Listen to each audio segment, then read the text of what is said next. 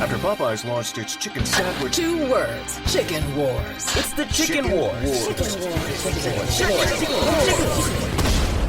At Popeyes, we're announcing that the Chicken War is over. We come in peace. Because this time, we come in peace. 8-piece. Introducing our new nuggets. Juicy, crispy, and absolutely delicious. Try an 8-piece today for $3.99 and start earning points with Popeyes Rewards. U.S. only. Price and participation may vary. Popeyes Rewards available on digital orders only and subject to terms and conditions. This is the sound of the kind of thrill ride summer was made for. Here's the sound of another one. At the Lexus Golden Opportunity Sales Event, you'll find great deals in our entire line of performance vehicles. Strap in, then hold on tight. Lease the 2021 NX300 for $359 a month for 36 months with $22.99 due at signing. Experience amazing at your Atlanta area Lexus dealer. Call 1-800-USA-LEXUS for important lease offer and pricing details. Not all customers will qualify. Offer valid in the Lexus Southern area only and in September 7, 2021.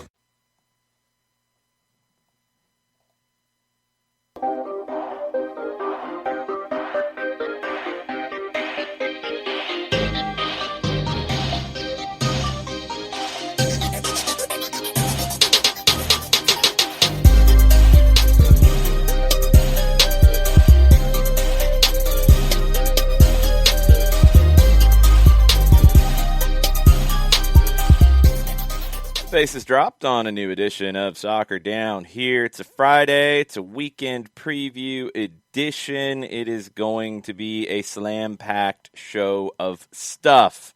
John's already out of control this morning because let me try to get this straight, John. Wimbledon is in the mid-table as opposed to being in a relegation battle, and they've played how many games? 3. Okay. All right. 2-3. That's big. Hey, it's better than Swansea, I'll say that right now. How's Swansea doing after 2 or 3 games?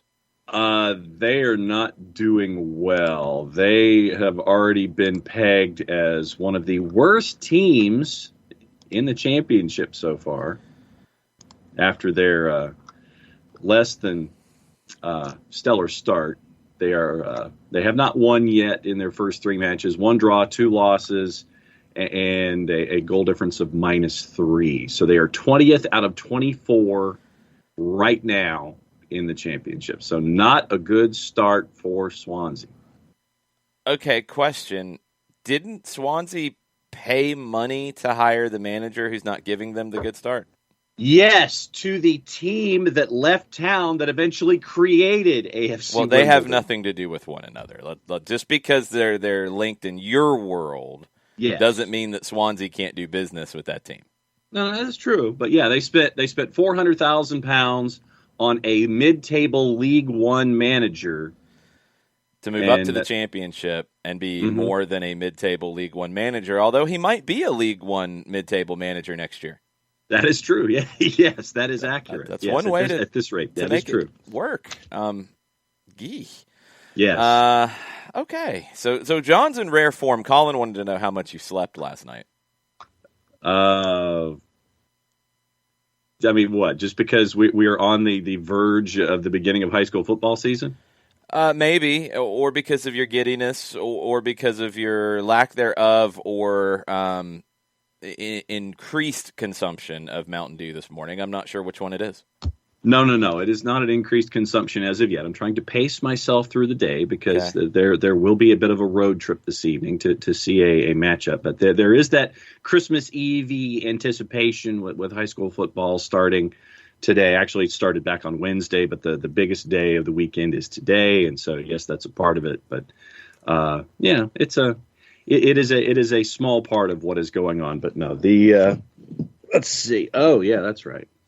We're ready to go. I have yet to crack this one open, but it probably will get opened at some point during the show. How long has it been sitting there without being opened and not being, put in a refrigerator? Bought it yesterday, but I brought it out of the storage for the show, specifically for the show this morning. What storage?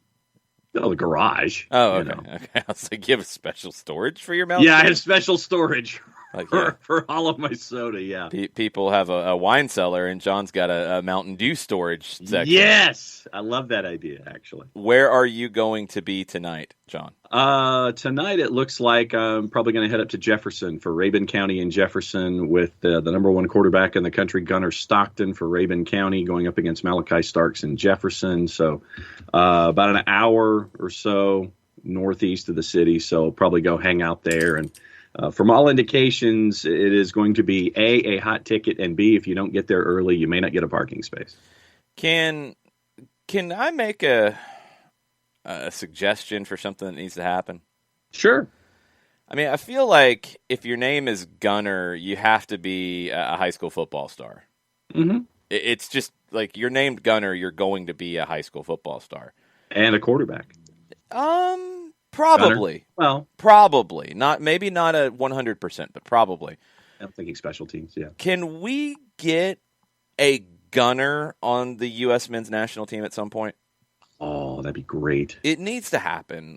We need, a young, up and coming, flashy, like winger who likes to do the step overs and then laugh at people when he nutmegs them. We need somebody like that named Gunner. It needs to happen. Somebody get on that, please. That'd be awesome. That would be great. Last night I had Georgia State and Mercer on the women's side. It's a good game. Mercer ended up coming up to Atlanta and winning 1-0. First time they'd beaten Georgia State in a little bit of time. Last year, Georgia State won both games 2-1. Really a well-played game. That's what kind of jumped out to me. It was not the kind of old-school NCAA college game that was very direct, very back and forth with long balls. Both teams had, I think, game models that were different. Georgia State wanted to build out of the back. Mercer did drop off a little bit and was really good in transition. But a lot of freshmen and a lot of Georgia freshmen playing in that match. And it was exciting to see probably 10 freshmen on the field at various points, maybe more than that. Georgia State started 2 freshmen. A lot of young talent coming through. A lot of players that we've seen in high school state championships, and a lot of players from all over the state who are starting to come through to both of these programs. 2 really good programs. If you're down in Macon, I definitely recommend going to see Mercer's women's team. It feels like a brand new generation for them. They've got a lot of senior leadership, but the freshmen coming through, I mean, one we saw most recently at the state championships, Alana Whitfield from Johns Creek, just electric. They've got some new players breaking in that are going to be very fun to watch in the SoCon this year. And then Georgia State's going to be a contender in the Sun Belt. They were a losing semifinalist in the tournament last year, and they've only gotten better with their incoming freshmen. So a really good game. Colin went and was there watching at the new facility for Georgia State. I was going to ask about that. It is a work in progress. Colin said they need more seating there. Location's excellent. Location's awesome. It's a little weird for us because it is brand new. Like, I was not there. I was actually at the football stadium at Center Park, calling it from the booth there, watching it remotely, because the broadcast area isn't set up yet. So there's still a lot of work to do on that side. But I really like the move for Georgia State to come from Panthersville into the city. Yeah. It's more accessible. It will be a much better facility very, very quickly. So looking forward to I've got at least one more game with Georgia State on the women's side, and hopefully a couple on the men's side in non-conference. So we'll keep you posted with those. They're all on ESPN+.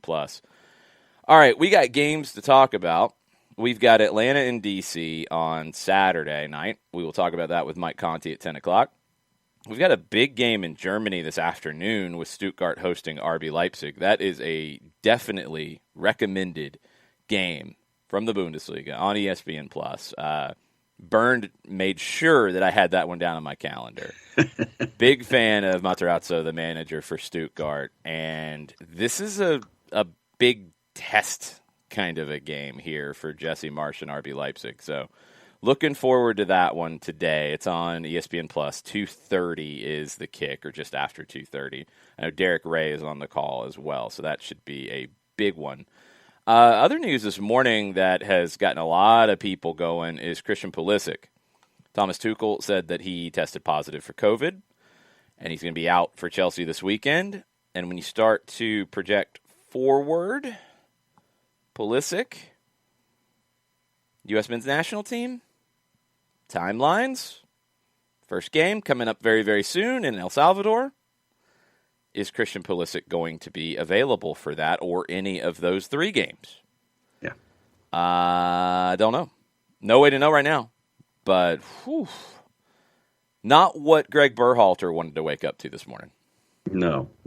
When you have a team that has been making the inroads that it has been, and you're looking to make that run continue, and you get news like this, that kind of has you now trying to think things through in 3 dimensions, and it's like, okay, if then, and all these kinds of things, but that's not the kind of stuff that you want coming out from a Thomas Tuchel press conference. I mean, yes, and on multiple fronts for Tuchel and Chelsea, and then obviously for Berhalter and the men's national team. But yeah, that's not the kind of news that you're looking for on a Friday morning presser. Yeah, not a good situation. So, for the U.S. men's national team, that does change things dramatically. Now, at least you're starting to get some other players popping up here. Conrad is going to be one to keep an eye on, who is lighting it up at Marseille right now in France. I think if Pulisic is not going to be available for these 3 games, Conrad might become the player who really benefits from that opening. Or Brendan Aronson, 2 different kinds of players. I think Conrad is more of a wide player. Aronson is going to be more of a central player who can play wide. Both of them off to good starts. Both of them will have opportunities to replace Christian Pulisic if he's not able to go in these 3 games. I see Jason Nix is trying to start a narrative in the Twitch pitch with a cue of the day, and we'll talk about it for just a little bit since the game is coming up this weekend. He says, should we have kept and paid Julian Gressel? First off, you have to go back to that time. You have to go back to that decision, when that decision was made, because you can't make it now, because the contract was up. Julian Gressel wanted a new deal, or he wanted to move. I mean, that's where things stood. So at that time, Atlanta had added Brooks Lennon on a really good, favorable deal to come in, gave you cover. I think they made the right decision, because I think, and we saw it last year. Now, Julian's having a big year this year with Hernan Losada, and that's what he needed to do, because last year he did not really contribute at all in DC. Was poor and struggled at times to keep a starting spot. I think also, as Jason Nix points out, because Joseph Martinez mentioned Julian Gressel in a post-game availability, people are blowing that up a little bit. Going into 2020 and dealing with the contract situations that were in front of the club, because it's not in a vacuum either. Let's go back to the beginning, and this is where I think people have to keep this in mind. When you start as an expansion team, you have additional allocation money that doesn't renew. You get money to start the team. Atlanta United spent a lot of it. They kept a little in the back pocket. That's how they were able to add Darlington Nagbe after the 2017 season. But they spent a lot to be very good straight out of the gate. Well, that allocation money goes away. And then you have to be cap compliant. And also combine that with the fact that you have players who, we can go through it. I mean, talk about Scottie Pippen's long-term history with us. Talk about any player who comes up and does well in a rookie contract. It's the story of sports in a cap league. The Chicago Bulls were able to be as good as they were because Scottie Pippen was underpaid. Now, Scottie Pippen signed a stupid, horrible contract, and his agent should have been fired like 5 times because he signed a 7-year deal. But when you're getting into year 5, 6, and 7 of that, and the Bulls are able to go get somebody else because they have cap space to work with, that's good for the team. Well, when he had to be paid, couldn't stay. There's no room for him. This happens all the time. That's how it goes. So you add that to not having as much allocation money as you had in year 1 and year 2, and you get into a situation where you have to make tough decisions. It's easy to play the hindsight game, but what I get frustrated with, and it's something that this club, I think the fan base is going to have to learn, you can't always just look back and say, keep everybody who was here before or bring everybody back who was here before. Because times do change. Managers change, systems change, needs change, cap situations change. It's not as simple as I like him, keep him. Because that is a recipe for a team to go downhill very fast. Now, again, people can say, well, the moves made in light of that weren't right. And this is the conversation we have with our friend Badger all the time about Tottenham. Just because Tottenham wasted money last time they had a large transfer come in doesn't mean they shouldn't make a transfer with Harry Kane. Like, it's good business to make that move. It was good business at the time to not keep Julian Gressel because he wanted too much money based off what you had to spend. And that's what it came down to. And you went out and you got cheaper at the position. You got better defensively at the position, too, because things were going to change with that. And that was a factor. The Eastern Conference Final is a factor when you look back at that game and the goals that were given up. You wanted to get better defensively in that position. I think Atlanta did that. And they also got much more cap-friendly, which affects other moves that can be made. So, look, you can't take it in a vacuum as you like Julian Gressel and you want to keep him, no questions asked, because it's just not that reasonable. Martha's yelling at me, says, tough decisions that ended up being bad decisions. We didn't keep anyone. Well, that's not true, Martha, first off. Not like we just let him go. We let the entire team go over 12 months. We should have kept Gressel. Well, those are two different things, Martha. And look, I know there is that love for guys who won a trophy here. I understand it. But that can't guide decisions about building a team. It just can't. It's not how it works. And he wanted a lot more money than he was making before. And you had to make a decision on where you were going to cut elsewhere. People had to be cut. Like you're not going to be able to keep everybody. That's, I think, one thing that is absolutely a incorrect assumption. It was impossible to keep everybody as new deals were coming up. You had no room. So people had to go. Now, could you have done better with some of the moves that came in? Sure. It would have been nice to have seen what that would have looked like in a non-COVID year. And it would have been nice to have seen what that would have looked like without Joseph Martinez tearing his ACL. Those are very different. But, yeah, no, I understand, Martha. I totally understand. Escobar wanted to go, first off. Let's make that clear when it came to Franco Escobar. He wanted to go back to Newell's. Everybody thought him coming in and Gabriel Heinze coming in, okay, perfect setup. They know each other. Good, they're both at Newell's. Franco was very clear in saying he wanted to go back to Newell's. So, Gressel wanted a deal, and Atlanta didn't want to give it to him. Could they have given it to him? They would have had to sacrifice other spots. Could you have made it work? I don't know the full cap situation. But I think Atlanta did just fine with that move because they created cap space compared to what they would have had to sign Gressel at. And Brooks Lennon has been very, very good. And I feel like at times maybe the love for Brooks Lennon is lacking because of who played in that position in the past. And that's a shame. That's a shame because I think Brooks Lennon has done as much for this team in his time here as anybody. Plays incredibly hard. Leaves everything out there that he has. And he was probably team MVP last year. In a bad year, but he was. And he's been very good this year. So, look, hold on. Shiva said, Joseph wants to score, so of course he misses Julian Gressel. Julian Gressel hit one particular kind of cross that worked well for Joseph, but Joseph isn't in those positions as much as he used to be either this year. And that's something else that factors into it. Would he be as effective where things changed? There's no way to know these things. But I hope that going forward, and we've got other things to get into too, and we can come back to this. We can revisit it at any time.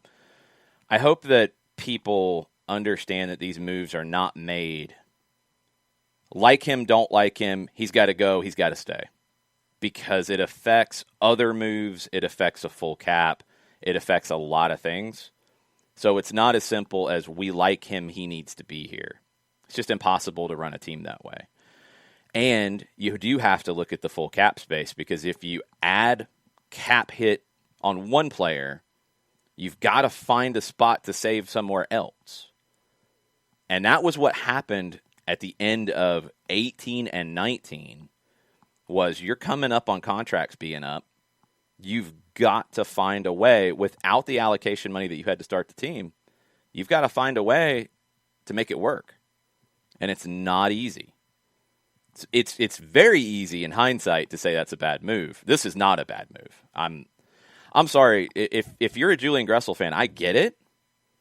But I believe it is impossible to say that Brooks Lennon has been a bad move.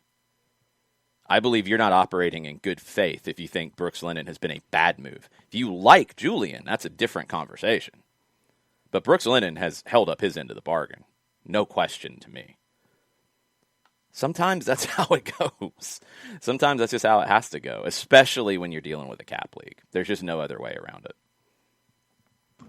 And that for me is part and parcel toward the front of the discussion. You're in a cap league, and if an individual wants a number that would hamstring you in trying to bring in other talent, keep the talent that you have on hand in-house, there's a proportionality that has to be looked at here. And those numbers that were, I think it was 7 figures or close to 7 figures, what if I remember correctly, what that Julian was looking for, that would pin you back in trying to either bring in other talent at other positions, keep the talent that you have on hand longer term.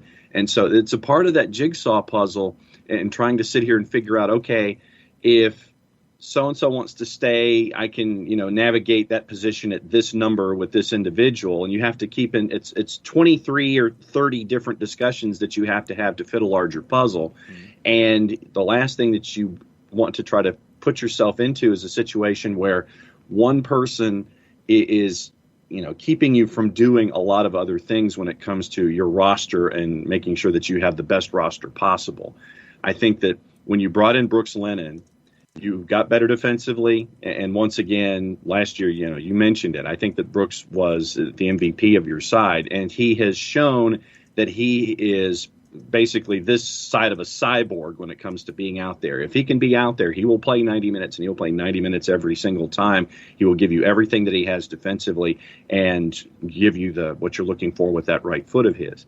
But that's the thing that I've always looked at in this discussion, is that if you're in a cap league, it has to be something, the cap has to be massaged, the numbers have to be massaged, and you have to come up with individuals and numbers that fit not just for this particular season and this particular player, but you have to look a couple of seasons down the line to make sure that your future is just as that it's just as locked in as your present. And I think that when one number could skew it as much as this one could, then that creates decisions, and the decision was to let Julian go, and DC decided that they could afford him at that number. Yeah, and it didn't pay off last year for DC. It is paying off this year. I think Brooks has been top-notch since he got here. And look, it's the nature of it. You've got to find a way to get as much production out of as little of a spend as possible. And when a player comes in like Julian did on a draft contract and performs the way he did, he's incredibly valuable. When time comes that a new contract is needed and that money goes up, that equation changes because it just has to. And if you have more cap space, you can make that work. If you have less, you've got to find a place to make it work.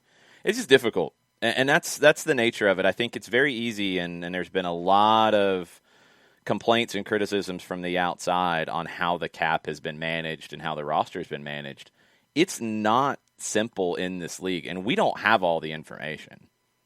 I think that's the hardest thing about it, is it's a little bit easier to judge an NBA, an NFL GM, because cap situations a lot more. We don't here. I think it's obvious that the cap is a consideration, and Carlos has talked about it at different times. But we don't know how much room they've had. We don't know how much room they had to create. We don't have that information. It's just not as easy as it is for a technical director or GM in another league in the world who can just look at their budget and say, I can spend this, I can't spend this. You have to look at it here and say, I'm limited to spending this. I can't go to the owner and ask for more money in the budget because I have an opportunity here. The league doesn't care about that unless you're Miami and then they try to squeeze in 5 designated players. That's a different conversation. It is what it is. And I get it. I understand. And I do think this will change over time as more players wear the shirt and more players win trophies in the shirt. Totally understand the emotional pull, but we have to be able to separate that with our heads sometimes and the logical conversation of managing a cap, because it's just not easy. Lovely Kitty Belly says, dumb question, when should we realistically see a change to MLS cap space, TAM expansion, more designated players, etc.? Everything is pretty much booked through the CBA, and that's going to run through the World Cup in 26. Could the league, and I don't know if the if is going to come as good as maybe they would have hoped, could they try to increase spending if the broadcast rights come in very, very good after next season? It's possible. If things go way beyond what anybody expected, which I don't think will happen. I think it'll be healthy, but I don't think it'll be this gigantic game-changing increase. If it is, could they go back and say, hey, we want to spend more money. Hey, players, do you want more money? Okay, cool. Let's work together. I don't think that's going to be the case. I think it's going to be after the 2026 World Cup is where it dramatically changes. Now, it's going to increase from now to then. Those increases are pretty significant as we get later into the deal. I mean, it definitely jumps. But when you get into structure, like TAM expansion, more designated players, those kinds of things, I don't think that happens until 26 or after, and probably after. I hope it's sooner. I really do, because this feels like the time. Sam Stejkal pointed it out in Spending in an article in The Athletic. MLS teams spent this summer. They've spent this year on transfer fees. MLS, as its structure was created, was able to weather the storm with a pandemic better than a lot of leagues around the world. So now they're in a place where they can spend and take advantage of having that security and bounce back faster and maybe jump some other leagues in the world in the process. In this hemisphere, Brazil's showing their quality.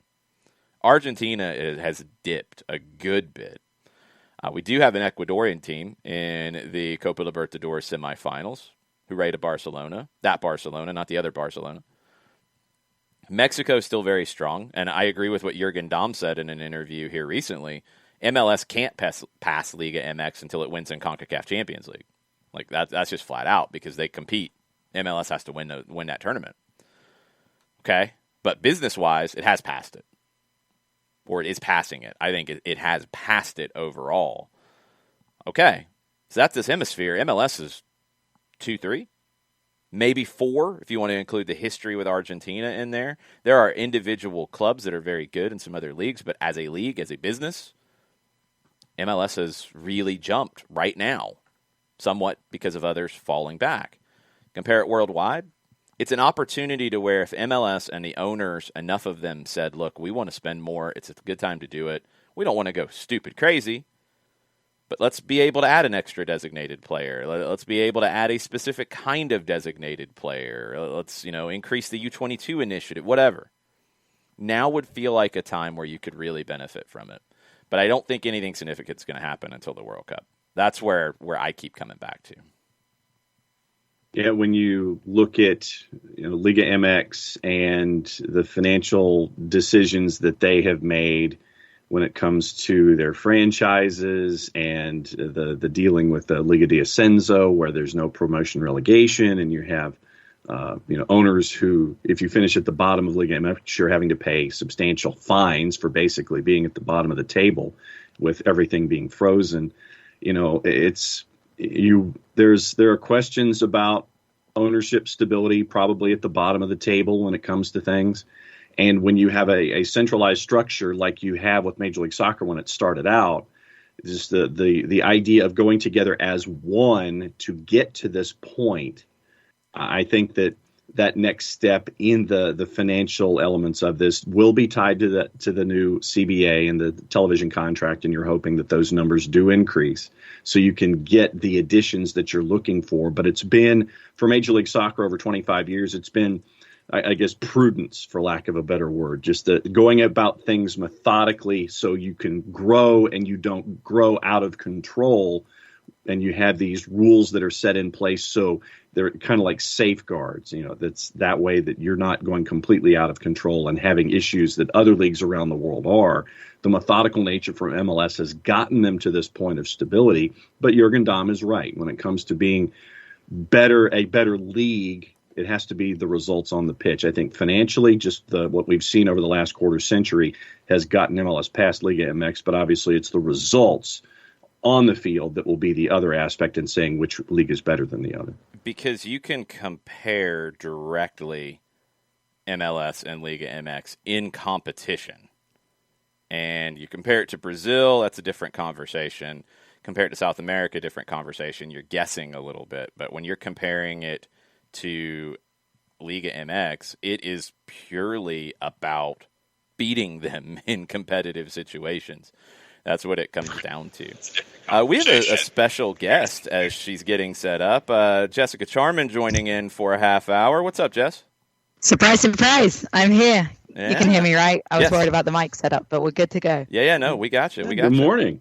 Good morning. I've been enjoying your takes. I particularly enjoyed you talking about Swansea's struggle because I was looking at the table as you were talking about, and I was like, okay, 17th. Not quite 20th, but still pretty disastrous for Reading FC so far this season. Tough start to the championship. That's all I'll say for us championship followers. I had to say, what's going on with y'all's teams? For us, I mean, it's just about the financial fair play. I mean, that kind of links in as well to what you're talking about with caps and all that in the MLS. Financial fair play has been kicking Reading in the backside and losing a lot of players that we just don't have the money to pay. And then when you have that lack of stability and you're changing your personnel and you're getting players like Michael Elise through your academy and then having to let them go because you can't afford to pay them, it's tough. And then again, kind of links with losing personnel when you're a fan of a championship team that benefits from loans and you borrow some players for a little while and then they want to go back and play for their home club. You never quite are able to build your stable team to make a true run of things. So concerning times for Reading, and it's tough after we, got off to such a good start last season. This season's kind of been on the opposite side of things. So we'll see what happens. I'll still be, blue and white forever, but it's always a little tough. But looking forward to hopefully, I'm trying to go back in September. So knock on some wood for COVID so that I'll be able to go watch a couple of games too, because it's been a while since I've been at the Medeski Stadium. So financial fair play, as I hear it from you and from others, is beating up the little guys far more than doing what it was supposedly intended to do? Yeah, because the bigger clubs can make the money to spend the money because they have that revenue that they're able to make. No one in America, bar me and maybe 3 other people that follow me on Twitter, buy a Reading FC shirt. We don't have the same market of revenue for other ways of making money. And then I think what's tough is, and I was speaking to my dad, shout out to my dad the other day, when you get a wealthy owner, they can't now spend money. Yep. They can't. And I understand not wanting to take a loan from a wealthy individual because that does have complications if they're making a loan. Yeah. But if they, out of the goodness of their heart or because they love the game and they love this team, want to just drop 20 million of their money because they have that money to play around with, fun money, if you can give you a no strings attached payment, why is that not okay? And I think that's what the struggle is right now. We have a fairly wealthy owner that wants to spend money, but they're restricted. And that's when you get into the stupid loopholes of teams trying to bend the rules by reselling the stadium and doing sketchy things like that. But the reason they're trying to do that is because there isn't a way to do it correctly when there probably should be. If someone wants to spend their money, why are you stopping them spending their money? And let's be honest, and I am going to get some angry Man City fans. That's what happened with Man City back in the day, Yeah. So they were allowed to do that back in the day, but now they're making these rules to stop other teams doing that. And that's where it becomes frustrating when you do have the money. And I get the notion behind it. The goal was to protect the little teams and to stop big teams with rich owners doing their thing. But if you're a little team with a not big baller, but someone that has some money they want to play with, let them play, because that's the only way we're going to be able to keep up. And really where Swansea is concerned, I mean, it's really more on the pitch this season because you have a new coach, new philosophy, and where have you heard this before? It's going to take a while for the new system and the players to get adjusted to the new system. And so right now it's just trying to exhibit patience when it comes to the new coach and this system. But when it comes to spending money, there really wasn't any money spent in the offseason on bringing talent in. And that was one of the reasons that Steve Cooper decided to, try his coaching elsewhere, because from his perspective, there wasn't the investment going into transfers and keeping players around. And so you lost a lot of your firepower. You lost some of your spine, too. And so it's having to do with what is in front of you. And it's going to be a tall order this year. And it'll be, for me, Jess, and I know you're the same way, you look at a team at about the quarter pole, which would be 11 or 12 matches in. And then that way you can kind of see where you're headed this year. But after the first three, both of us are in the bottom half of the table. I'd say Christmas time, that Christmas manic of Christmas fixtures. It's always a good time of the year to know whether you've really got a chance or not. But right now, based on how we're playing, we have Lucas João, who was obviously our pinpoint player that we did manage to keep on to, but he's now out with an injury until January. So if you had asked me one player we needed to keep fit and to have on the squad, he's the Joseph Martinez. He's the guy that once he's injured, you're kind of wondering where your season's going to end up. So for me, if we finish upper mid-table right now, it wouldn't have been a terrible year. And that really is disappointing to be saying 3 games in. But right now, I would think we would be looking down rather than looking up. And hopefully, knock on some wood again, that will change and I'll be able to start looking up. But alas, that's the way of, supporting a team, and you don't always have glory seasons. And I'm hoping for one, maybe in a couple of years, I'll get something positive. Okay, you didn't mean to transition this, but I'm going to take it. There's another team that is starting to look up a little bit, and it's Atlanta United. Last 3 games, what have you been seeing? You know what? I've been seeing wins, which I know was your emphasis too, Jason, on social media. A win's a win. And then from a defensive side of things, as a goalkeeper, 2 clean sheets in 2. I mean, what more could you ask? Now, VAR, the ball has been in the back of our net. We will say that. But you know what? If it doesn't count, it's not a goal conceded. So feeling a lot more positive, particularly after the amount of goals we had conceded in a short space of time. Against Columbus, you're conceding 2. Against Montreal, you're conceding 2. So to shut up shop and sort of firm things up a little bit, I think we're starting to look more comfortable, more secure. There have been a few shaky moments, but when we did our preseason evaluation, Jason, we mentioned that with the style of play we're playing, that's what we're going to look at. We're going to see some short back passes. We're going to see some, taking risks across the 18-yard box. But when it works, it works. And feeling, pretty satisfied. At the end of the day, a win's a win. Are there things that need to be worked on? Of course, but starting to look up, like you say. And was it a new manager bounce per se? Was it these players wanting to play for someone that's clearly someone they look up to and respect? Perhaps a little bit, but you'll take it, and excited to see the new transition. I know that tomorrow is the last game of Valentino really taking the lead, but excited to see what's to come. And it's good that we've got these consistent games for that to take place. And then you've got the firepower that we're seeing, Jess, up front with with Barco and Moreno, and getting to see their artistry and their imagination, with Joseph getting back to full song and bringing in Araujo too. Yeah, and the link-up play, there were moments that I enjoyed watching so much on Wednesday. There just seemed to be more flow at times, and of course that wasn't consistently, but you can see that these players are starting to get on the same page, and there were worries at times whether Moreno played better without Barco and whether they kind of had to change how they played to play together, but it looked like they're starting to play a little better together. So I'm looking forward to it. The goal was beautiful from Barco. Seems to find his confidence since coming back from international duty. And, Martinez coming back, and I know how it is coming back from an injury, and you're never going to be the same player again. And that sounds very dramatic, but when you have such a major surgery like an ACL repair, you are going to have to learn to be a different style of player. And that's not necessarily a bad thing.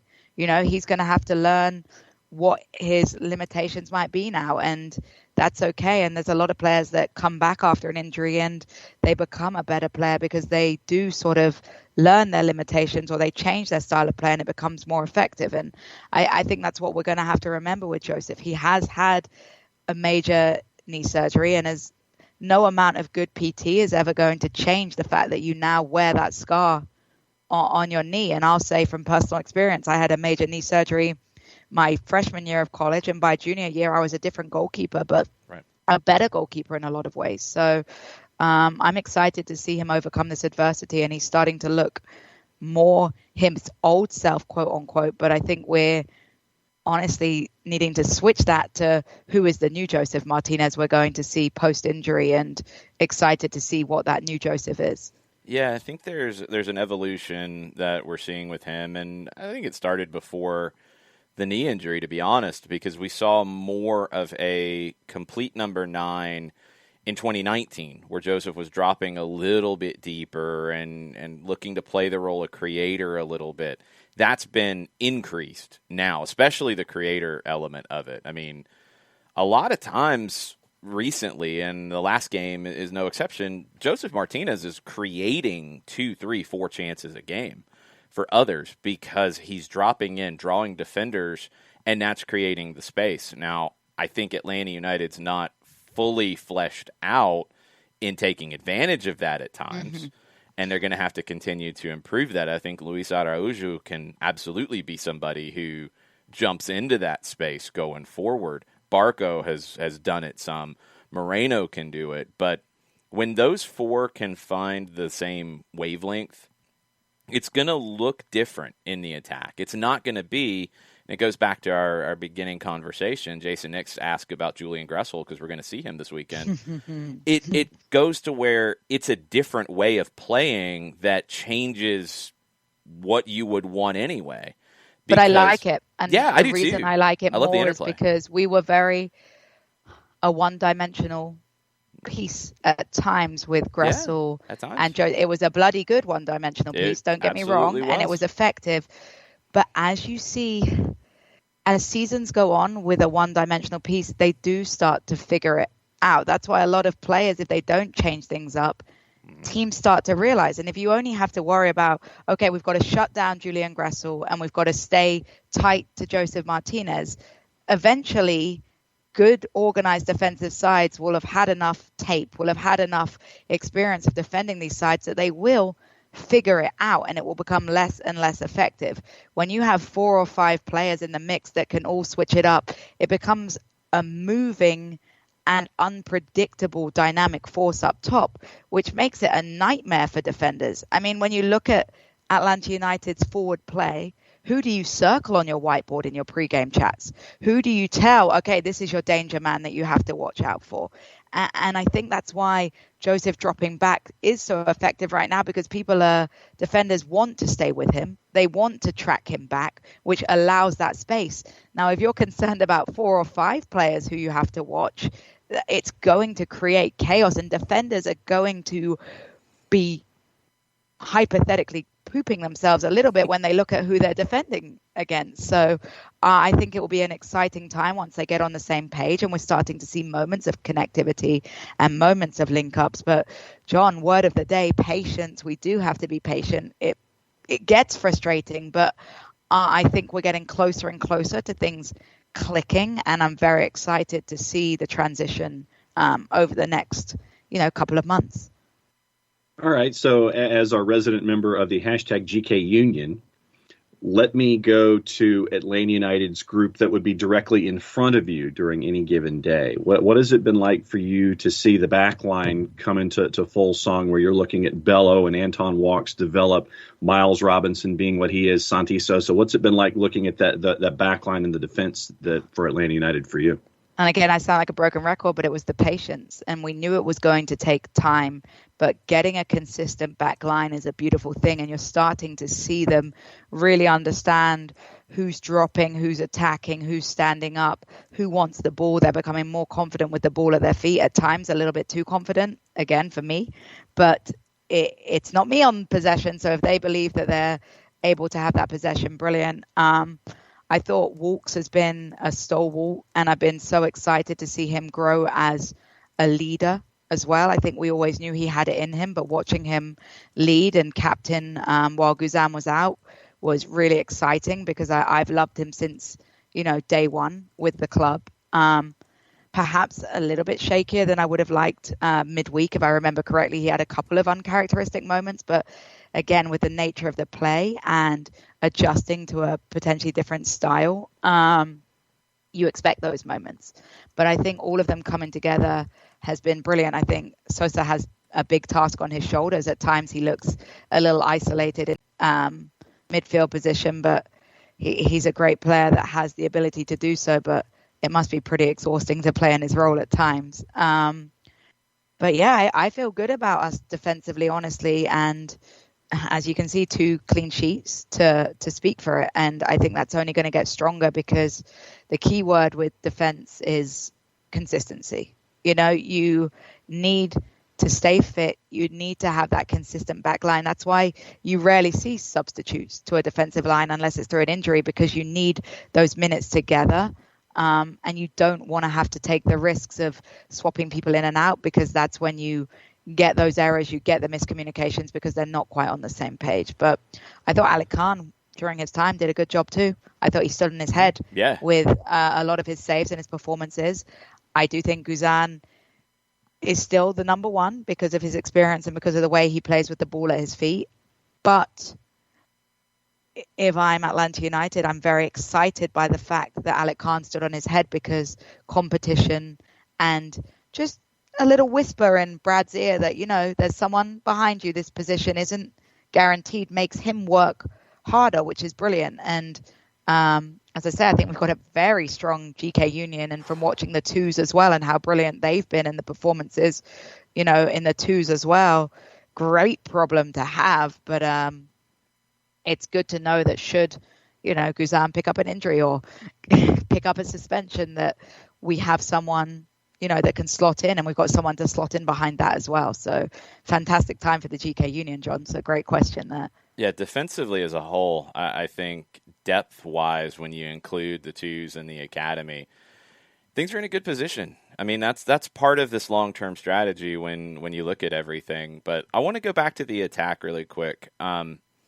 It's something that is taking time, but you mentioned being one-dimensional, and I think this is really important, because it goes back to a lot of conversations we had at the end of 2019, where we were talking about a secondary goal-scoring threat.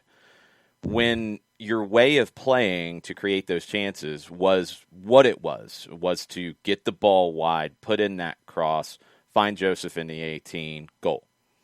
Okay, what's the secondary way of scoring from that setup?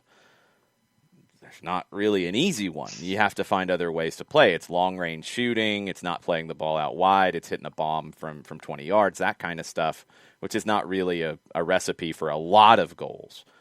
What they're doing right now and the way they're playing, I think Joseph will get his goals. I'm not worried about it really detracting from him, but because of more combination play through the front four and then involving Bello and Lennon, I think it makes it easier for the goals to get spread out more. And we're seeing that to a degree with Moreno getting his goals, Barco now getting some goals. I think Luis Araujo is going to get goals. I'm not worried about that. I'd love to see Bello and Lennon come inside and join that party from time to time. It feels like what's being created, and Gonzalo Pineda will hopefully take it to another level, is a far more diverse attack that is harder to defend. And it's so important to have goals from other avenues. I think as fans, we love to have one player, and it's always nice when you look at the stat sheet to see a player that's getting the golden boot, Mm-hmm. But as we've seen, when your golden boot player gets injured, it leaves you, desperate because you don't have other players that are used to burying it in the back of the net. So from a pundit side, a team that I am more scared about and more focused on is the team that shares the goals throughout their starting line, that has 5, 6, 7 players all with a brace to their name. Those are the teams that are more difficult and more guaranteed to get on the score sheet in a game, because if you have an off day, which all players have off days, even the best players in the world have off days, you're worrying about, okay, if he's not going to find the back of the net, who's going to score? And if he's not going to find the back of the net, we're going to have to make sure we shut up shop defensively and not concede. Otherwise, we've got no chance in the game. When you have plenty of players that know how to finish, that have the composure and confidence to finish, and have the belief that when they get an opportunity, they're going to bury it, that's when you become a very difficult side to defend, and a side that is dangerous on any day of the week, not just a day of the week when their star is performing. Compare 2019. Compare Atlanta 2019 and LAFC 2019 and Joseph and Vela. Vela wasn't the targeted player for everything to go through in the attack at the end. He got his goals from run of play, from also their press and getting turnovers. But Diego Rossi got his goals too, because it was the way that they played where there were goals on the table for a few folks. Vela got the majority of them. 2019 Atlanta didn't have that Miguel Almiron figure that kind of was the Rossi to Vela, to Vela's Joseph in this situation. Almiron got goals from the run of play because of what he brought to the table. You didn't really have anybody else in 2019 who was doing that side of it, so it became very feed Joseph, feed Joseph, feed Joseph, feed Joseph. Okay, we can't feed Joseph. Now we're struggling to find goals. It's the more diverse you can create it, and this is a different kind of setup with the ball on the ground a little bit more too, which I think is another factor. It's exciting to see, but it is something that is going to require some patience, I think, for everybody to be singing the same song. Just takes a little more work to get there. Yeah. And, for me, Jess, the other question that I wanted to get into you has to do with the new hire with Gonzalo Pineda and what you're looking forward to with the new head coach coming in. Obviously, you talked about a little earlier where they were playing for Rob Valentino, and you saw excitement from guys like Marcelino Moreno, who's naturally reserved. And what happens, when he scores, first thing he does, he goes over and hugs, Rob Valentino. What are you looking for from Gonzalo Pineda as he steps in as the new head coach for Atlanta United? Again, I do think you're going to see people that want to perform for him. Whenever you get a new manager, you know that you're going to have to step up and perform because he has a different way of thinking. He has a different idea of what his best 11 are. So I'm excited to see that bump. He's a young coach, he's got that experience in Mexico, but not at the same level. So I think it's going to be interesting to see how he adjusts to MLS.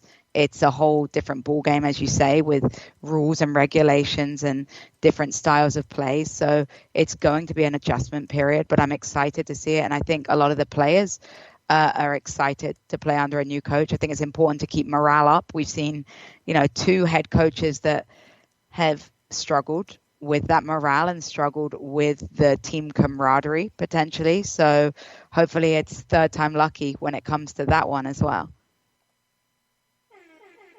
That's over there. Okay, I'll announce it this way. Gonzalo Pineda will be on Countdown to Kickoff today. Had a chance to talk to him late yesterday, and it was a really good conversation. I hope everybody likes it, and we obviously talked about things about the team right now and got some of his thoughts there, but got into a little bit of his journey to become a coach and things that impacted his journey. Really, really good guy. I'm looking forward to talking to him more just about soccer as a whole, but really smart guy, and I think he gets those things, Jess. Like, he's not going to come in and change the way the team is tactically or philosophically set up. I think where he can impact things right now is those relationships. Something I was going to say, struggle. a lot of times, from my experience as a player, assistant coaches deal with more of that side of things. Yep. When I think back to college, our head coach was the one that sort of picked the personnel, but it was our assistant coach that we went to if we had issues. It was our assistant coach that was more of the everyday man manager that dealt with the players, dealt with their feelings. So I think his experience as an assistant coach probably taught him a lot about that side of things as well. So hopefully the relationship side of things will be something that he has a strong willingness to, help with it as well. Yeah, I think so. I think he understands that. And coming from the playing background too, he's not too far off of the field himself. So I'm excited to see it. And I think I wish he would have been able to get in this week, but COVID and all the fun with that, he's doing well, so nothing to worry about there. He'll be joining the team in D.C., it looks like, and then coming back with them from there. So, Jess, I saw a picture of a particular individual taking in, was it her first Atlanta United home match? No, second, actually. She's only ever seen us do well, so we're going to have to keep bringing her to games, I think.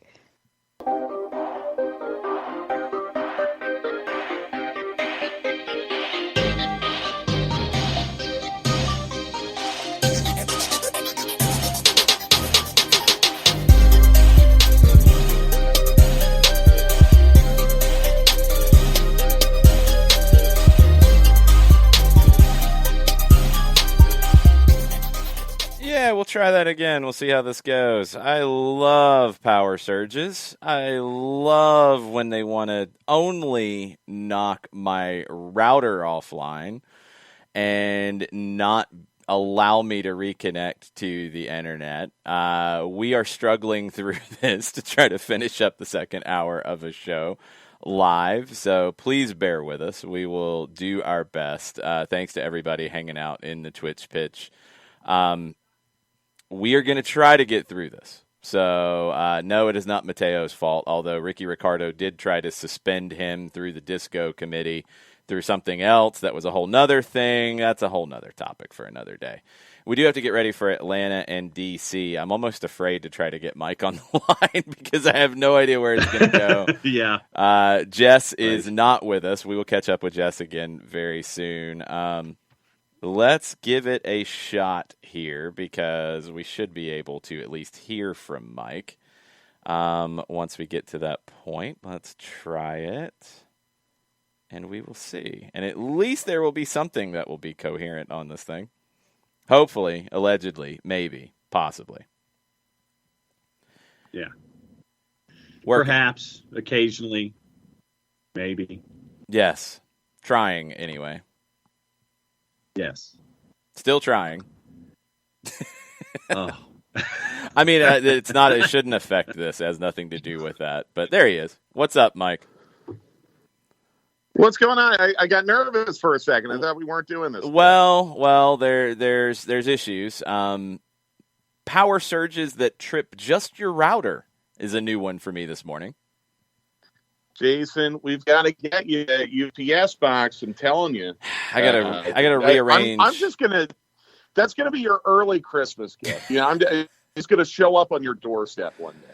I gotta rearrange my setup, but yes, that will be a Sunday project once we get through this weekend of chaos. So, yeah, I gotta rearrange where everything's plugged in to make that work. But I think I can manage it. I think I have a strategy now.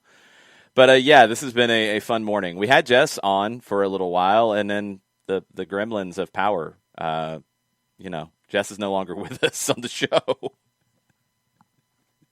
Is John or John is is it with just you and us. Yes.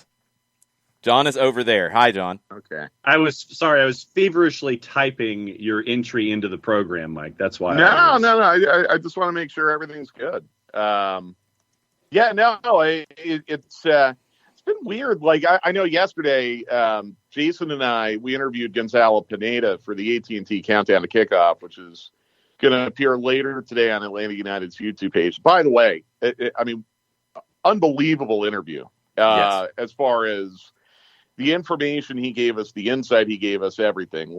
I hope that's a good enough tease. It was really, really a great chat with him. But we were doing the interview during that thunderstorm that blew through yesterday afternoon, and Jason and I were both worried, like, man, this is our first chance to talk to the new coach, and this thunderstorm's going to knock us off the air. Gwen's going to be upset and all that, and we made it. Yeah. We made it through, and now this morning, with no thunder, I know, and moderately cloudy skies, you're knocked off the air.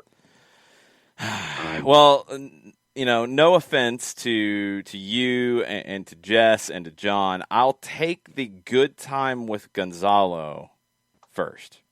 Absolutely. That's the number one. 100%. He was great. Yes. He was really, really great. And I think a lot of the things he told us, are things that we've never really heard him say publicly before. Mm-hmm. And B, I think they're going to be really exciting to hear for our fans. I think a lot of Atlanta United fans are going to be very, very pleased with some of the things he said, especially when he talks about, coaches who he kind of looks to for inspiration and ideas. So hopefully that'll be around 3:00 today. I'm not exactly sure when they're going to post it, but it was a really, really enlightening interview, and I really think we're going to like Gonzalo Pineda a lot here. Yeah, it was a fun conversation for sure. Go ahead, John. Not just, when the two of you got the chance to see him, obviously, those of us that got to watch the introductory press conference got that window into who he is and his preparation and the knowledge and the video nerd, and to have that kind of opportunity as he's leading into his first match as head coach. Obviously, you got to kind of see that as well firsthand. Obviously, that's good to see the video nerd come out for you guys as well and see what you're getting in this three-dimensional thinker in Pineda. He's doing a lot of work, too. I mean, he even showed us his papers. He's doing, you'll see it in the interview. He's done a lot of research. He's done a lot of work. And I think he's really zeroed in on, he told us he's excited to work with everyone, obviously, but I think he's really zeroed in on a couple players who are in the system right now that I get the impression he feels like he can take those particular players to another level. I also thought it was great to hear him say that even when he was playing at Chivas, he liked going to academy games just because he wanted to be a part of all of that. And I get the feeling that he's going to want to really be involved with as much as he can be within his time constraints with the academy system here. So it's going to be a lot of things that I think our fans are going to be very, very excited to hear. Things that maybe he didn't have time to talk about in his initial press conference. I don't know. I'm very, very excited to see him get started next Tuesday because I think he really, really fits the profile of what the club wants in a head coach. Yeah, I think he's a guy who maybe for the first time in Atlanta United's coaching history, he's younger than Tata Martino. I think Tata related well to the players, but a different generation. I think Gonzalo will relate very well to the players, more on a level playing field, because, he's not too far away from being on the field himself. And I think those relationships will be key for him. And that was, we've talked about it round and round many, many times. That was one of the issues for Frank. That was one of the issues for Gabriel in completely different ways, those strong relationships. And I think Gonzalo will have players who want to run through a wall for him. You think he's that kind of a guy? Absolutely. In in the same way that they do for Rob Valentino, Yeah. who also is relatively new into the coaching realm because it wasn't long ago when he was playing. Rob's only 35 years old. So it's different when you can relate to players on a peer level as opposed to more of a paternal or maternal level. And sometimes players respond better to that. It's interesting tomorrow night. The two youngest head coaches in MLS going head to head. Rob Valentino at age 35 and Hernan Losada at age 38. Pineda is 8 months younger than Losada. So when Pineda takes over, he will be the youngest head coach in MLS.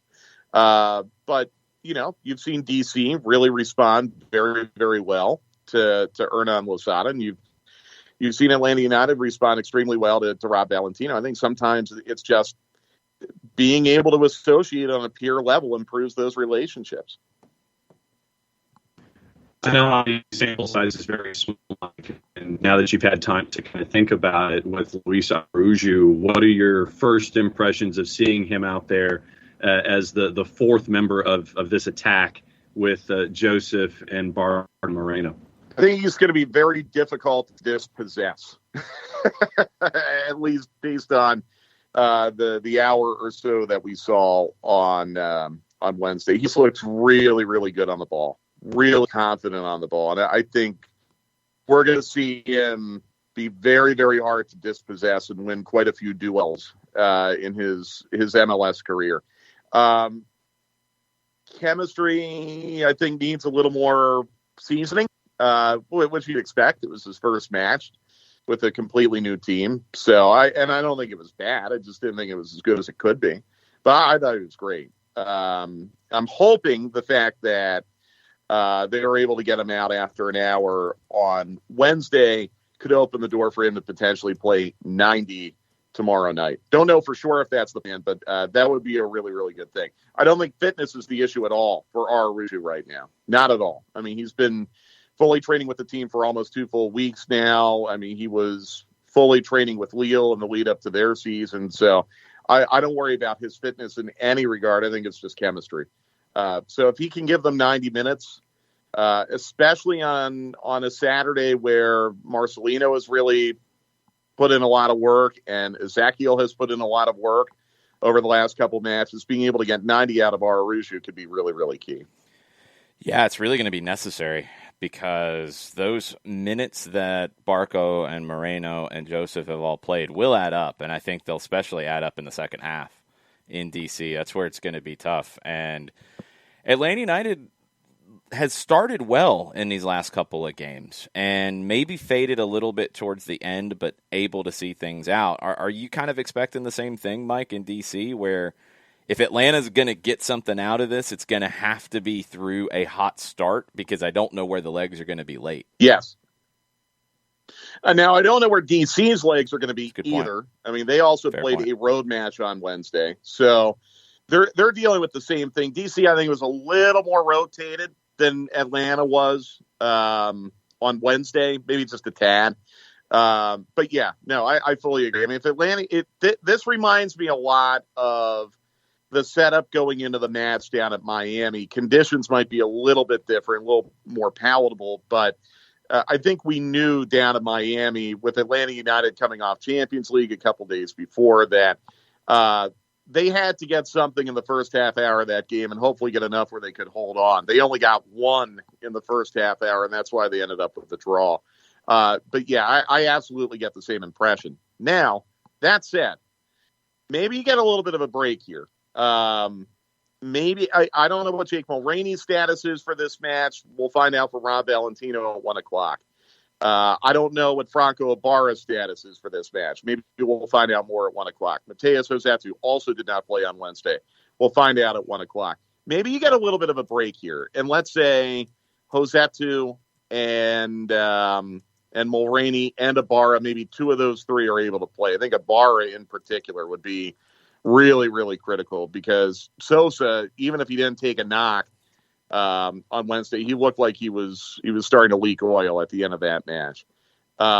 You do have a relatively fresh Eric Lopez that you can rotate in. So, like, I don't think Atlanta United is in trouble from a lineup standpoint where they're so depleted and they could not put a competitive 11 out there who would be relatively fresh. But yeah, I mean, if you want to go fully first choice, and I think Rob Valentino has indicated with the way he's set up his team the last couple matches that that's the kind of manager he is, then yeah. If you play the same 11 that you started with on Wednesday, it's got to come in the first half hour. I think even on Wednesday, we really saw them start to run out of gas at around the 60-minute mark. So it's going to be a tough ask, and yeah, they're going to have to get something early tomorrow. Yeah, you mentioned Washington, DC United, Mike. In midweek, Paul Arriola gets a goal, but then he looked like he injured a hamstring. You may not know what Arriola's availability is. Hernan Losada rested Ola Kamara, rested some others, gives Adoya Chem and Griffin Yao the night off. Yamil Assad gets a start. So he had a bit of a rotated side that had a shot against New England, but in the end didn't get there in getting the result that they were looking for. When it comes to DC, I know that with midweek weekend, it's hard to gauge, but in the overall, from what you've seen with DC, what have you seen from them, and what are you anticipating this weekend, do you think? Well, Ola Kamara is having a great year, 11 goals. Gressel, look, having a great year. He's 5th in the league in assists. So they're threatening going forward. It is a team, the numbers I think got distorted a little bit in the match where they had 7 goals against Toronto. They have come back down to earth a little bit in the goal scoring realm. But they still can burn you. And they're very, very threatening going forward. This is where you hope Alan Franco can give you the same kind of outstanding performance that he gave on Wednesday. I think the center backs become very, very vital. I also wonder, too, with a DC team, let's assume that they are going to start Kamara and Gressel, which they did not do on Wednesday. I wonder if Rob Valentino maybe tries to be a little more pragmatic in the midfield than he was on Wednesday. And I think part of that's going to come down to Sosa's status and availability. But I wonder if maybe you work with a midfield that has Sosa and Sejdic. And consequentially, you think about giving Barco the night off or Moreno the night off. That might just give you a little bit more safety dealing with a team like DC. Because, look, I want to be shocked if DC scored multiple goals at home tomorrow. They're that good. They're that threatening. So that's what stands out to me about DC. I mean, I think they can be had in the back. You mentioned Adoya Chem. I think actually he did play on Wednesday, but that was the first he has started in like 3 or 4 months. They have a backup goalkeeper, Bill Hamid. John Kempton, he struggled. So I think they can be had, but I also think they're very threatening going forward. Yeah, I think DC is far more strong in the attack than they are defensively. This is a team that you go back and look at that Nashville game, especially some bad goals they've given up. And Kempen was somewhat to blame in that as well. But it's a little bit of the conversation that we had going into LAFC, where if you watch how DC defends, they leave a lot of space. A lot of space is open. Some of that's down to DC being, I think, an even more caffeinated version of what LAFC wants to do in terms of pressing and in terms of chasing the ball and those kinds of things. They're going to risk more. But Atlanta's attackers will have that space to operate in. And, Mike, it goes back to everything we've said for, honestly, all year long, is if Atlanta can convert on the chances that they create, they can win this game, no question. But they've got to convert. Mm-hmm. Yeah, and I'll be honest, I think the last 2 matches, the conversion has dropped off a little bit. The chances are still there, but the conversion, how many key passes did they have? 19 on Wednesday? Yeah. Is that right? 19. They had 21 shots, 19 key passes, 1 goal. And a couple missed opportunities that were high percentage. Same thing the few days before when they were at home against LAFC, maybe fewer chances against LAFC than on Wednesday. But still, the conversion has dropped off just a tad. Not to a concerning level because, again, you're winning these games. But yeah, yes, Jason, absolutely. I mean, there's very little margin for error, especially in a road game against a good team like DC. If you don't bury your chances, you're going to get punished against a team like DC. Atlanta United didn't get punished for not burying their chances against Toronto because right now Toronto's not very good. DC is a lot better than Toronto. But then you look at what we've seen from the back for Atlanta United and, Miles high marks, Alan Franco high marks, Anton Walks gets high marks for me, and especially, and Jason and I talked about it earlier in the week, when you see Miles Robinson in the second half going up against Toronto FC, going up against Jefferson Soteldo and basically shadowing him for the stuffing him. For stuffing him. 40 minutes. I think that what we've seen from the back, whether it's in individuals or talking about the collective, is that if they're tasked with shutting somebody down, you've got the folks that can do that against a team that has shown itself to want to put the ball in the back of the net a great deal. Absolutely. I mean, when Soteldo came in, along with Pozuelo and Kamar Lawrence on Wednesday, I was pretty nervous because 40 minutes of fresh-legged Soteldo, with Atlanta United not burying Toronto and knocking them out of the match, I just felt like the equalizer was going to come. It never did because Miles Robinson absolutely shut Soteldo down. Pozuelo, I think, was a little more threatening. But even for the most part, Atlanta United handled those sequences very well. So, when those center backs are solid and not committing the unforced errors that really have been very infrequent, but they do happen, it's very hard to break Atlanta United down. And now they've gone, 180 plus.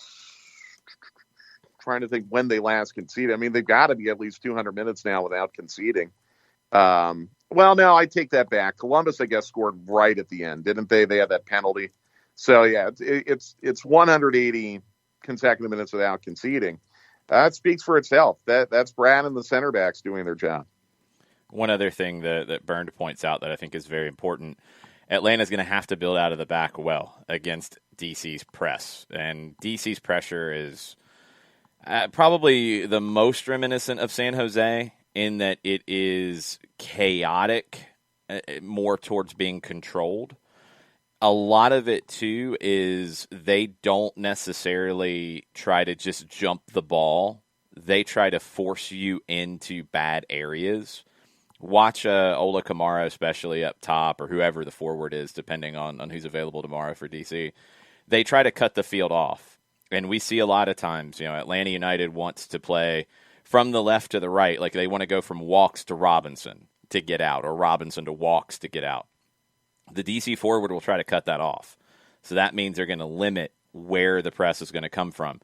If Atlanta can play out of the back like we've seen them play the majority of the season, it's not like it's something they can't do.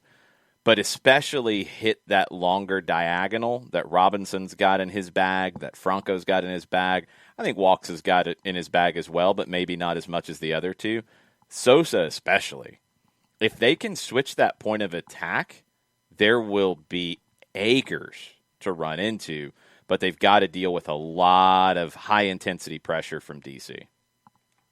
But it goes back to what we talked about earlier with Araujo. I'll be really liking Atlanta United's chances in handling those moments of chaos well with players like Araujo and Moreno.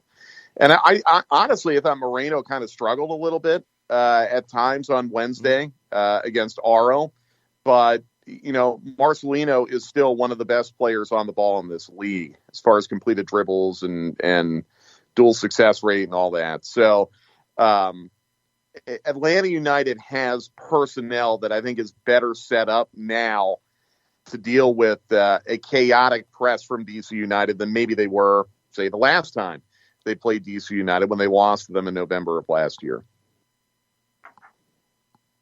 Well, and then, Mike, I want to talk about Ezequiel Barco here for a second. With what we've seen from Barco, we've talked about Marcelino Moreno and the emergence, the reemergence of what we're seeing from Ezequiel Barco and the talent that he has as well. And it seems like there are times, and especially against Toronto, and I know that we talked about not converting chances, but where Barco would go on these lung-busting runs, and you see Brooks Lennon do the same thing. And when you have all this space that could be made available to you, I think that when you have these opportunities where you can have players like a Barco running at DC United, if you can make that first pass, I think that creates these opportunities as well that you need, that we've talked about, that need to go into the back of the net. I totally agree. I hope Barco can give them another 90 minutes. I look at all the work he has put in this week, and there is a difference when you're playing 3 matches in 7 days as opposed to 3 matches in 8. I just worry, especially with Barco's injury history a little bit, like if you're not 100% full on the gas tank, sometimes you can expose yourself to trouble with injuries. So I think Atlanta United's going to be very, very careful with Ezequiel here to not make him do too much. And it's like Jason says all the time, if he can give them 60, they'll start him. If he can't give them 60, they're probably not going to start him. I just don't know what's left in the tank for Ezequiel. This is where the physio staff really earns their money. With the regens and everything they have to do to get these players ready to play in short succession. Hopefully Ezequiel can give them at least 60 tomorrow night, because I think he is the single player who can absolutely turn this match on its ear. He's made Team of the Week 3 straight weeks. I mean, this is maybe the best Barco's played in his career over a 4 or 5 match span. He's come back from Tokyo very, very confident. Now I just want him to stay healthy. Yeah, that's the key. And you do have to consider his injury history. Although most of them have been knocks, but not all. You do have to consider that when you start looking at load management and how many minutes they can play in a short period of time. It's going to be very curious to see when this lineup comes out, what it looks like. I think, I'm looking at fatigue factors with the lineup choices. I'm also looking at tactical decisions based off what DC does, and maybe based off how Atlanta played on Wednesday a little bit too. Do they play that second holding midfielder? Do they not? Who has to sit? Who has to come off the bench? This lineup coming out an hour before kick will be much anticipated, because I don't really know what direction it's going to go yet. Yeah, and I think part of it, too, I don't think Rob Valentino necessarily thinks this way, but I wouldn't blame him if he looked at it and said, look, if we get out of this, it's a good night. And if that's the philosophy you have, you might play with that second holding midfielder. You might try to be a little bit more pragmatic. I'm of the opinion, if you get a point out of this match tomorrow, you've had an outstanding night. 100%. And you've had an outstanding week. I mean, 7 of a possible 9 points would be fantastic. So maybe that goes into the philosophy as well. You're always playing to win, of course. Yeah. But you might try to set yourself up in such a way where it makes it less likely for you to lose. Yeah, it's that priority list, and it changes for different games of, okay, what do we have to have, and in what order is the lineup decisions and the tactical decisions made? How does the priority change? Fatigue is going to be higher on the priority list right now because it's just a bigger factor at the moment. I wonder where security goes into that priority list, because I think it's generally very low. It was extremely low on Wednesday against Toronto because they went with a very attack-minded team. Will it be higher on that priority list on the road in D.C. when you add in the fatigue and other things? I hope it's not the number one thing, because I do think this is a game that Atlanta can win on the road. And a big reason why is I think Atlanta is a good team on the ball. And generally, teams that are still learning the nuances of pressing and playing in that way, if they're not 100% committed, there will be breakdowns. And Atlanta is good enough on the ball to punish DC for those breakdowns. Yeah. No, I absolutely agree. But again, you could go all in against a not very good team that was rotating at home. I don't know if you can go all in against a good team on the road.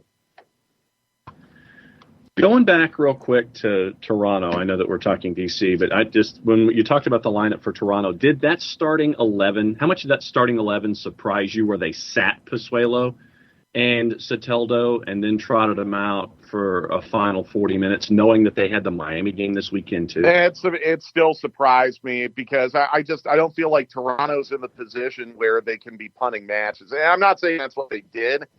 I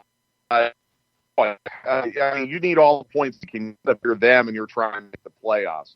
And but they still could have stolen that thing, and maybe Javier Perez, that was the intent all along. Like, okay, we're going to see if we're still in this thing with 30 minutes to go, and if we are, then I'm going to put Pozuelo and Sotildo in with fresh legs, and we're going to try to get 3 points out of this. So that might have been the intent all along, and Javier Perez is just crazy like a fox, but I really thought like Toronto's could go all in on everything because they can't afford to be dropping any points anywhere right now.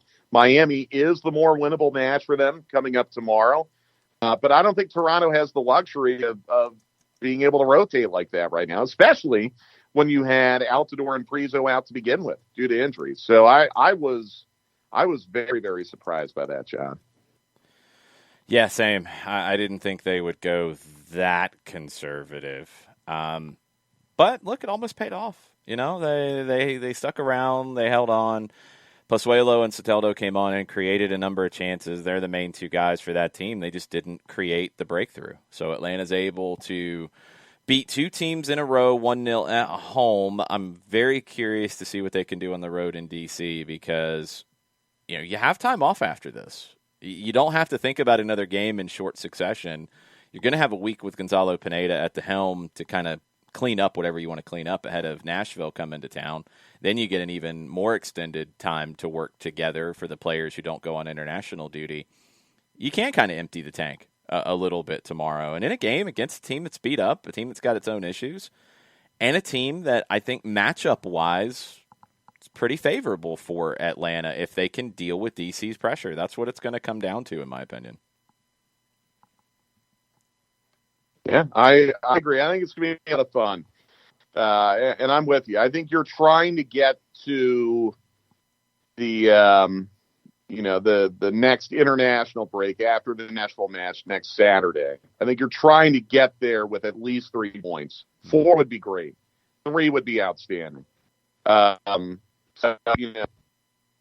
home, draw road. I would take that. If you can steal 3 against DC, then you're really playing with house money to the point where you can even be above the playoff line by this time on Sunday. Would love to be having that conversation. Would love to be having that conversation. No Star, or it is Star 94 this weekend. No 92.9 the game this weekend, correct? Yeah, that's right. Falcons are playing tomorrow night, so 7:30 on Star 94 tomorrow night, and it will be on the Atlanta United app as it always is. And it'll be on the Odyssey app, too. Just make sure you go to Star 94 as opposed to 92.9 the game. All right. And then countdown to kickoff later today, hopefully around 3 o'clock or so, with an interview with Gonzalo Pineda. And we'll get you even more ready for Atlanta and D.C., and we'll look around the league as well. Mike, thanks for bearing with us on our technologically challenged Friday. Well, it's better than Overreaction Friday or Wall Pass Friday or whatever. Technically Challenged Friday. I think you guys need to trademark that. Yeah, we might have to put that one on a T-shirt. Thanks, Mike. See you guys.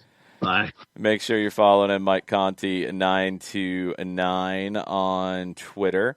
We'll get a couple more questions here if you have them. I know people are doing double duty on the app and Twitch and all of that because connections are at a premium at the moment. But we'll try to get a couple more things in before we leave you. Burn says, I wish they'd play at least one defender who is really good on the ball against a team like DC. I mean, Burn, I don't know how you feel, but I'm completely and utterly comfortable with Walks, Franco, and Robinson in that situation. I'm not worried about those three in dealing with that pressure. I think what my question is, is does Moreno drop deeper in those phases to help Sosa, or do you play more of two holding midfielders and sacrifice either a center back, which I don't think they'll do because I think they like the security of those three center backs playing together, or do you have to sacrifice a Barco or a Moreno because of fatigue? And that's what the lineup comes down to for me is, does SDH get a start after a good performance off the bench playing with Sosa in that kind of a spot to deal with it? But I'm comfortable with Walks and Robinson and Franco dealing with DC's pressure. I think the element is going to be don't get trapped on one side of the field and try to play through condensed pressure. Look for the switch or look to go vertical when you get stuck into those spots. Don't try to play through when DC cuts the field in half. That's where it can be a challenge. Yeah, for me, I'm absolutely comfortable with the three center backs as well, knowing that the pressure that DC is going to want to assert as you're trying to work your way out of the back, and at the same time with them offensively, trying to be that uber caffeinated style of trying to create chaos and everything. I think that coming in on short rest, needing a little bit more security at the back, that's why I'm leaning toward the three center backs and seeing the guys that we saw come in as substitutes, guys like SDH in the second half, being key, possibly getting starts here. The guys that you saw getting 25 to 30, possibly getting that 60 this time around on the quick turn for Atlanta United. Yeah, I don't know about that. I think you're going to try to play as many players as possible that are in your best 11. It will be down to can they play, and that's a question we don't have an answer to. But I don't think you play SDH just because he didn't play much. I think it's going to be about a tactical decision. And that again says that Santi needs a little help in the middle. That's going to be the question because, hey, the lineup against Toronto, and this is a lot of what we talked about on Thursday, the lineup against Toronto was that ultra-attacking lineup that a lot of people have wanted to see in a team that is very committed to getting the ball forward, and they did. And they created a ton of chances. They only got one goal to show for it. They should have had more. That comes with the trade-off. And the trade-off was Sosa was by himself a lot. I think those rotations of helping him are going to have to get tighter, and whether that's a Lennon, a Bello, a Moreno, a Barco, and Araujo dropping in and helping him, that's going to have to be tightened up to make that work because it is risky. But also the center backs have to play really well, and when one of them can step up and help, it can work. Burned about the center back says, I'd like to see Campbell instead of Walks. I think the biggest difference on those two is Campbell is more willing to look long and look maybe bolder and more risky with his passes, where Walks will keep it simple more. I don't have a strong preference either way. This is a game where that big switch is very important to me because of the way DC tries to cut the field in half vertically. So that big switch could be a little more useful. And I trust Campbell on the ball in these situations. I'm not worried about that. Now, I do agree, Bern, that Gazan has to be better on those longer passes. He's in a bad spot right now with it. He was very good with it earlier in the year. His longer passing has come down in terms of completion percentage. He's overhitting that ball into the corner of the defensive half that a lot of times is trying to pick out Brooks Lennon or George Bello. He's overhitting that right now. Lennon can't rescue it. It's giving the ball away at midfield. Now, it's giving the ball away in a not-so-dangerous spot, which is okay in the grand scheme of things. But that has to get better. He's got to dial that back just a little bit to connect those. I do agree with Tom, and Tom, our resident New England fan, is dead on, who watched DC in midweek. You've got to get the ball out to those wing backs in this situation. Bello and Lennon and or Hernandez have really important roles in this game. They've got to be able to get forward. And you've got to get them into space going forward. That's going to be really, really important. Domer is in on Twitter, and he's on thoughts on a possible 6-6 with George against DC. A 6-6 with George? Yeah. Bello? Or Campbell? Campbell, I'm assuming. Yeah. Thank you. Campbell can play in that spot. He came in very late in the Toronto game to do it. He hasn't played that spot much at all at the professional level. Coming in late in a game to see it out is a very different situation than starting it. I don't think they'd go that defensive because that's a pretty defensive stance. I think it'd be far more likely to see Sosa, depending on if he's ready to go, Sosa and Sejdic, or Sejdic and even Hosetu, who is more attack-minded but more natural in that position than Campbell. I don't think you have to go defensive with a double pivot, but could you have a double pivot for the personnel and for the balance? Possibly. A lot of it, though, is going to be affected by who is available. And that's the part we just don't know. We don't know yet anyway. Rob Valentino will speak to the media later, and we'll see how much he gives in this regard. But Sosa came off early. Is he going to be ready to turn around and play again? We know Joseph is not 100% physically at the moment. Is he going to be ready to go again? I think so. I'm not worried about anything dramatic, but do you want to give him a little more time? I don't know. Araujo should be fine. Moreno and Barco have played a lot of minutes lately. Bello's played a lot of minutes since coming back. Do you need to give anybody time that we don't know about? That's what we have to wait and see. We just don't know yet. And I think that's part and parcel to the notion that you and Mike were talking about early in the segment, is that you've got to bury those chances early on to make sure that you get that early advantage with all of the matches that have been played, with all of the minutes that your number ones have been going in this last run. And so I think that it's big that, it's against a keeper in John Kempen, who admittedly over the last two matches has been shaky. And if you can challenge his confidence again, get that goal on the board early again, then, obviously those are, check marks that are along here in this process. But once again, it's getting those chances early with all these minutes that these guys have played against a shaky keeper. I think it's a decent equation there for Atlanta United. Yeah, Burns said Campbell looked a little bit lost at the 6, and he did. But that was just to see the thing out. So I get it. You do want to put pressure on John Kempen. You want to put pressure on him like Nashville did, because I didn't think he looked good against Nashville at all. He's not Bill Hamid, he's a goalkeeper with far less experience. He's a goalkeeper who maybe isn't capable of that back-breaking save that we've seen many times from Bill Hamid. Got to put pressure on him.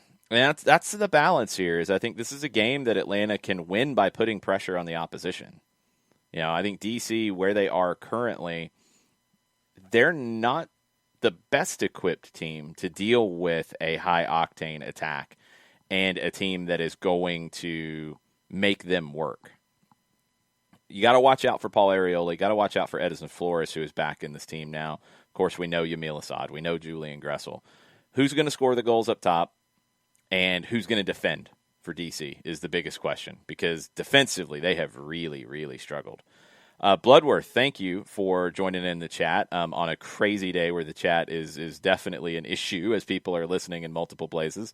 But Bloodworth says, if Walks gets involved in an extended play with Araujo and Barco and Moreno and Martinez, is it a wham-bam thank you, ma'am? It'd be a wham. It'd be wham in there. Depending on how it gets divided up, you'd need another A unless Araujo is in the link with both sections.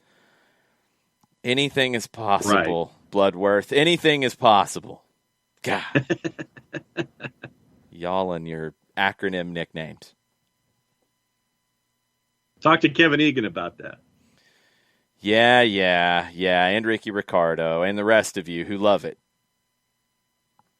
I'll probably say it on TV just because people will laugh. See, I didn't even really do anything with it, and John's cackling. Well, no, just the notion that you'll probably say it on television. That's why I was cackling. Well, I know what you were cackling about. I'm saying, see, I didn't even really do anything with it, and I got you cackling. I mention it on TV, at least you guys who listen to the show will be cackling. That's going to do it for us as we try to fight through some internet issues, because I've got other things coming up here shortly that I need internet for. So I'm going to have to do some configuring right here and get things sorted out. Broadcast plans and everything coming up across the board. So later today, countdown to kickoff with Gonzalo Pineda as our guest interview. That'll be around 3 o'clock or so on the Atlanta United YouTube channel. They'll tweet it out when it goes live. Be on the lookout for that. Game tomorrow on radio, it will be Mike solo from D.C., from Audi Field. That will start at 7:30 with Five Stripes Countdown. Kickoff just after 8. That will be on Star 94. That will be on the Odyssey app. That will be on the Atlanta United app. Full-time report will not be a full-time report because there will be a plane to catch to come back to Atlanta for Mike, but that will be in all of those places as well. I will be on TV with Eric Krakauer and with Jillian Sakovitz on Bally, and we will be live at 7:30, and kickoff will be 8:08, and we'll have a half hour of a post-game show as well. I'm really looking forward to working with Eric, who I've met, talked soccer with him. He's somebody who knows Luis Araújo better than probably most in this country because he's called Liga games and he's called Lille games. So I'm excited to pick his brain about some of the things that he saw in watching Luis Araújo firsthand and watching those games and calling those games.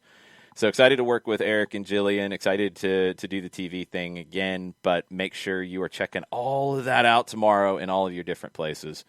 We'll all be on Twitter as well, taking questions and joining in that conversation there as well. So also Sunday, the Twos are in action in Pittsburgh against the Riverhounds, and we will have a watch along for that on Twitch, twitch.tv/soccer down here.